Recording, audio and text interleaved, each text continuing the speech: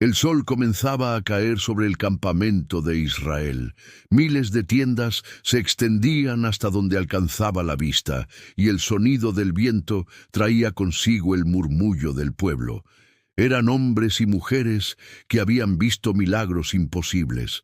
Habían cruzado el mar Rojo, habían comido pan del cielo, habían bebido agua de una roca. Pero ahora, mientras Moisés estaba en el monte recibiendo las tablas de la ley, algo oscuro se gestaba entre ellos. Habían pasado días, semanas, y Moisés no regresaba. El pueblo empezó a impacientarse. «¿Qué le habrá pasado?», murmuraban unos. «Tal vez ha muerto», decían otros. En medio de la incertidumbre, la fe comenzó a flaquear, y lo que al principio era solo duda se convirtió en desesperación. Entonces alguien pronunció las palabras que cambiarían la historia. «Hagamos un Dios que vaya delante de nosotros».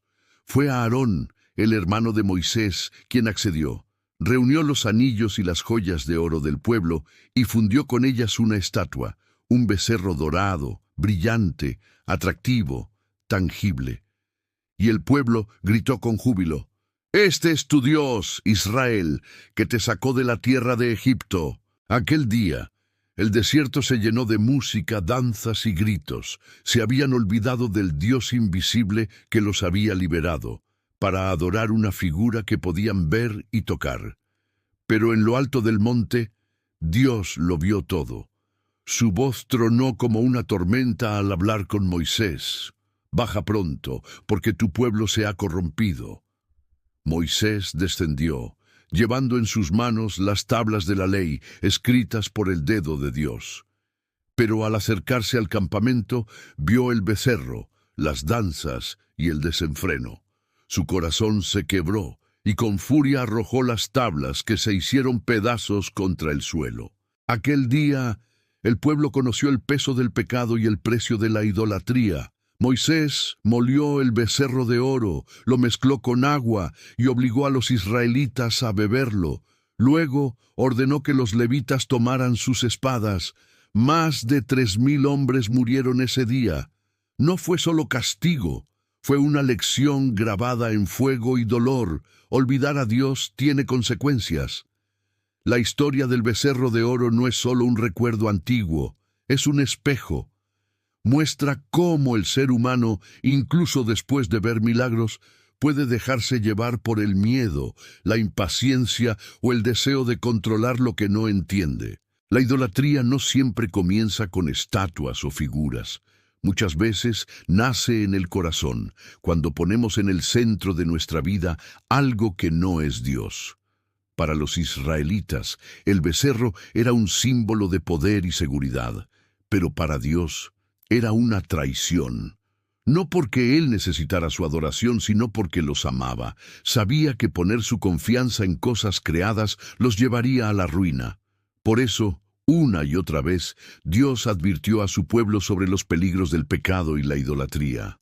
En las leyes del Levítico y del Deuteronomio, Dios fue claro: «No tendrán otros dioses delante de mí. No se harán ídolos, ni imágenes de lo que hay arriba en el cielo ni abajo en la tierra. No se inclinarán ante ellos». Estas palabras no eran solo una norma religiosa, eran una advertencia de vida, porque cuando el corazón se llena de ídolos, la verdad se nubla, la conciencia se adormece y el alma se aleja de la luz. A lo largo de la historia de Israel, este fue un patrón que se repitió una y otra vez. Dios bendecía, el pueblo prosperaba, y en medio de la abundancia olvidaban quién los había salvado. Entonces llegaban los falsos dioses, los altares ajenos, los pactos con naciones paganas, y con ellos la decadencia. Dios enviaba profetas para advertirles, pero el pueblo muchas veces cerraba sus oídos. Y cuando el pecado y la idolatría crecían, el castigo llegaba, no como una venganza, sino como una consecuencia inevitable. En el libro de Números el pueblo se rebeló de nuevo, se cansaron del maná, murmuraron contra Dios y contra Moisés. «¿Por qué nos sacaste de Egipto para morir en este desierto?», gritaban.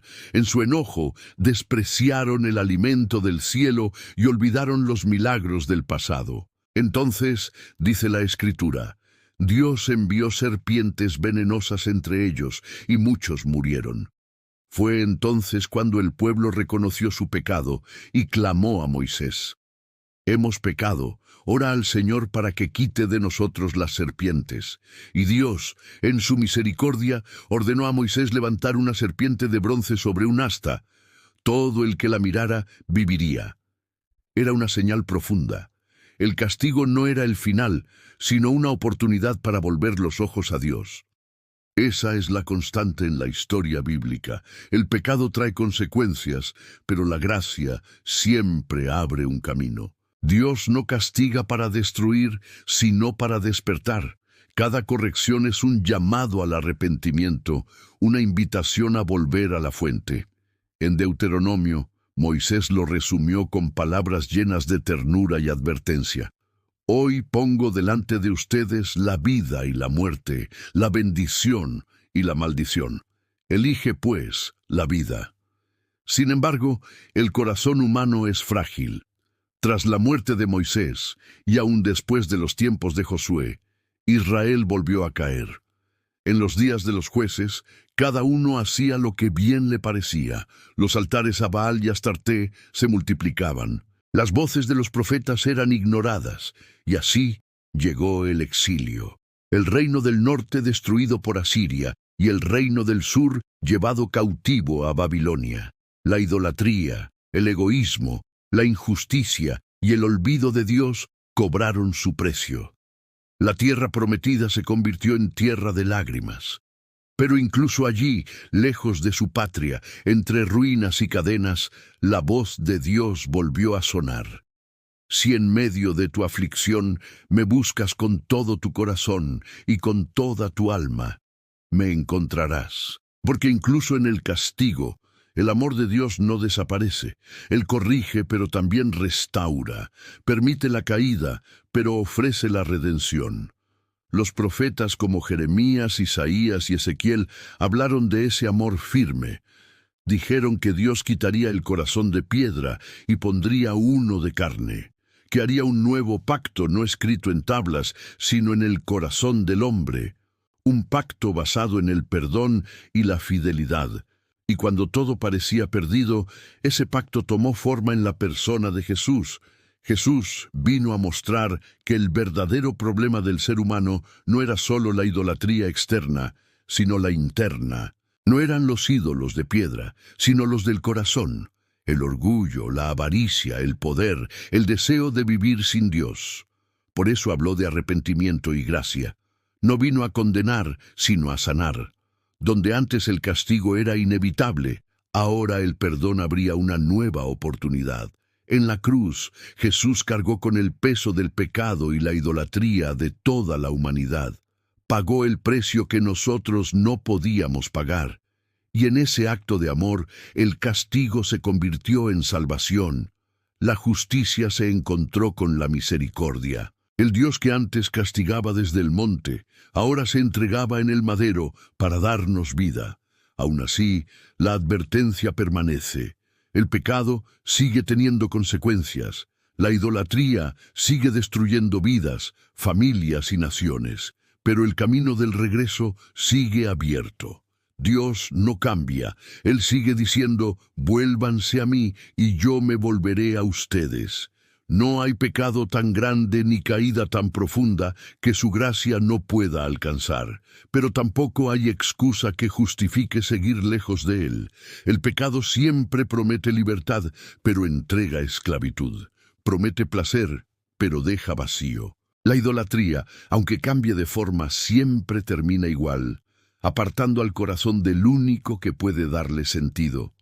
Hoy ya no levantamos becerros de oro, pero adoramos el dinero, el éxito, la apariencia, el poder o incluso a nosotros mismos.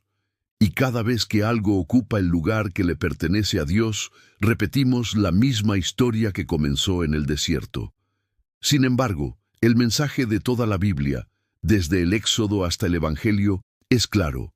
Dios disciplina a los que ama, no para destruir, sino para rescatar, no para humillar, sino para despertar. Sus castigos no son prueba de rechazo, sino de preocupación paternal. Como un padre que corrige a su hijo para salvarlo del peligro, así Dios corrige a su pueblo. El pecado y la idolatría siempre traerán consecuencias, pero la gracia de Dios siempre será más grande. Aquel que destruyó el becerro de oro también intercedió por su pueblo. Aquel que envió serpientes también levantó una de bronce para dar vida. Y aquel que permitió el exilio también abrió el camino del regreso. En cada juicio hay una puerta de esperanza y en cada herida una oportunidad de restauración. El verdadero castigo del pecado no es el dolor externo, sino el alejamiento del corazón de Dios. Y el mayor regalo del arrepentimiento es volver a sentir su presencia, su perdón, su amor. Cada generación tiene que decidir a quién adorará, si a los ídolos del momento o al Dios eterno que da vida. La historia del pecado y la idolatría es también la historia de la misericordia, porque detrás de cada caída hay una mano tendida. Detrás de cada corrección, una promesa de redención, y detrás de cada castigo, un llamado a volver al corazón del Padre. Así termina la historia que comenzó en el desierto, no con condena sino con esperanza, porque Dios, el mismo que habló en el Sinaí, sigue hablando hoy. Su voz no se apaga. Dice, vuelve a mí, porque yo te redimí. Y cuando el corazón escucha y responde, el castigo se convierte en enseñanza, el pecado en testimonio, y la idolatría en recuerdo de cuánto necesitamos su amor. Ese es el mensaje eterno, que aunque el pecado nos aparte y la idolatría nos ciegue, el amor de Dios siempre estará esperándonos, listo para restaurar lo que el pecado destruyó. Porque su deseo nunca ha sido castigarnos, sino salvarnos. Y cada historia, desde el becerro de oro hasta la cruz, nos recuerda que la gracia de Dios es más fuerte que cualquier ídolo, más grande que cualquier culpa y más eterna que cualquier caída. Si te gustó el video, regálame un like, compártelo con tus amistades. Comenta qué te pareció y no olvides suscribirte al canal y tocar la campanita. Para nuevo contenido, gracias por ver.